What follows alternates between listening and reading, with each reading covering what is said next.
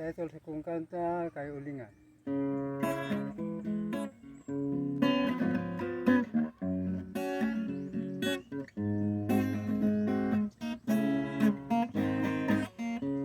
Pagkapait di ay sa among kahintang,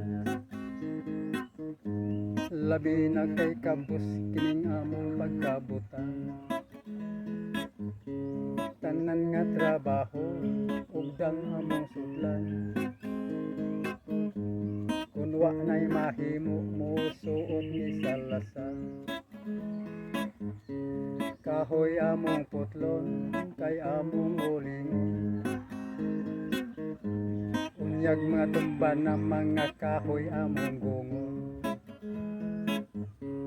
ug among hakuton sa bangag tapokon.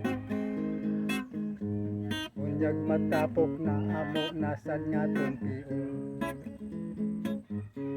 ug among bongbongan sa yuta libutan. Sa una samakan ug sa yuta pagadamukan, ug dayon doslitan ug among bigdaan. Lasang paitoy ang lamok ray among kauban. Inig mulos no na ang pasok mga bali na, amo ang tiutan inig kaugma maghabwa. Inig maghabwa na ilabihan ng paita, mag-atubang ni sa baga ilabihan yung inita. Bagalisod pagngon sa yuta ahugon, unyag mabugnaw na amo nasad nga bonito.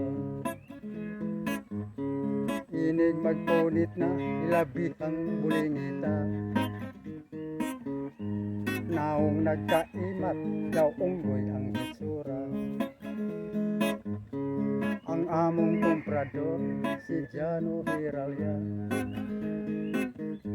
brato ang iyang kumpra, ang sako tag 40.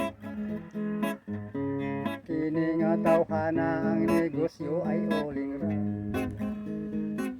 biniyaan sa kapalaran wa maminyo na tigula. Mao bitaw sad ni hinungdan, kami si Rode na tigula. Kaysa pagsuroy way panahon, sa mga chicks wala mihigayon. Ang amo alang gihuna-huna, ang kalisod sa panahon karon. Walay lain kaming giatubang, ang amo ra gyud nga ulingan.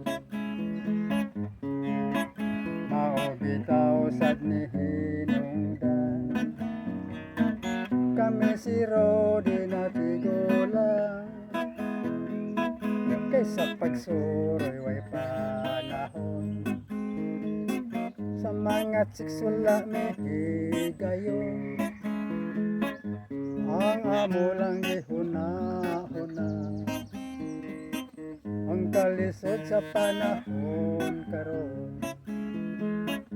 Walay lain kaming giatubang, ang amo ra gyud nga ulingan.